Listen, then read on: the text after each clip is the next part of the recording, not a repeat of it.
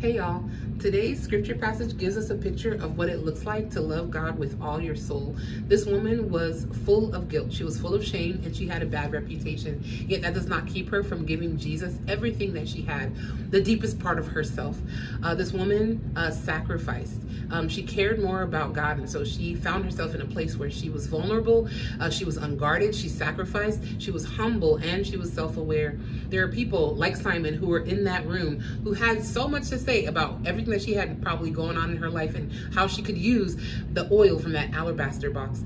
But she loved God and she cared more about being in God's presence than what people in the room had to say. I invite you to think about that, right? There are people who are all over, who are making a lot of noise in the background, who have a lot to say about who you are, what you've done, where you've been, where you're going. And really, those voices don't compare to what Christ has to say and the promises that God has spoken over you in his word. I encourage you today to give God the glory, right? Why was she able to give this sacrifice? Because she was incredibly grateful. She had been forgiven for her sins. And so gratitude is incredibly important when it comes to loving God with all your soul. Love God because he first loved you. Love God because he is worthy of your worship. God doesn't hold anything back from us, and we shouldn't hold anything back from him either.